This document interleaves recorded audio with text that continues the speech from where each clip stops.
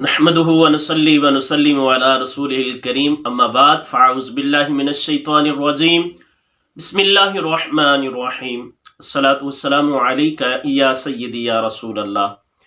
آج ہم مختصر سی لیکن دلچسپی سے بھرپور گفتگو کرنے جا رہے ہیں، تو توجہ سے سنیے، انشاءاللہ تبارک تعالی بہت لطف ملے گا۔ ہر مسلمان مرد و خواتین عبادات سے پہلے طہارت کرتا ہے، جس کا کرنا بہت ضروری ہے۔ طہارت کے بنیادی طور پر دو قسمیں ہیں، طہارت کبریٰ اور طہارت صغریٰ۔ طہارت کبریٰ سے مراد غسل وغیرہ ہے اور طہارت صغریٰ سے مراد وضو ہے۔ تو آج ہم طہارت صغریٰ کے متعلق، وضو کے متعلق کچھ دلچسپ گفتگو سننے جا رہے ہیں۔ عمومی طور پر جب ہم وضو کرتے ہیں تو اس کے تلفظ میں بہت جو ہے وہ دلچسپی والی گفتگو ہے۔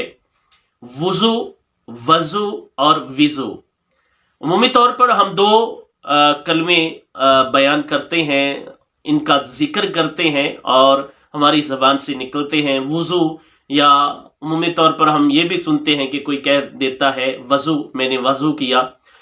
تو دراصل اصل تلفظ کیا ہے، اور وضو، وضو اور وضو، اس میں کیا فرق ہے، آج ہم یہ سننے جا رہے ہیں۔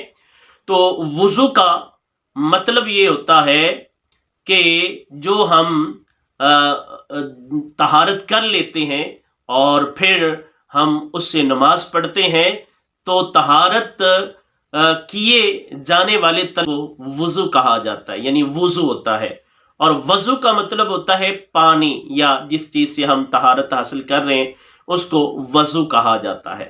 اور اسی طرح وضو کا مطلب یہ ہوتا ہے کہ جس برتن میں وہ پانی وغیرہ ہوتا ہے تو اس برتن کو وضو کہا جاتا ہے۔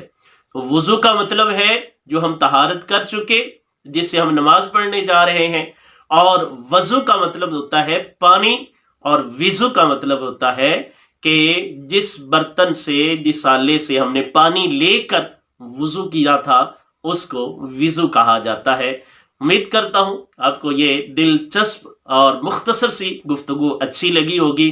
تمام نئے آنے والے دوستوں سے گزارش ہے اس چینل کو ضرور سبسکرائب فرمائیں، دوسرے لوگوں تک شیئر کیجئے، اور کمنٹ لائک کرنا ہرگز نہ بھولیے۔ اپنا بہت سارا خیال رکھیے، اپنی دعاؤں میں یاد رکھیے۔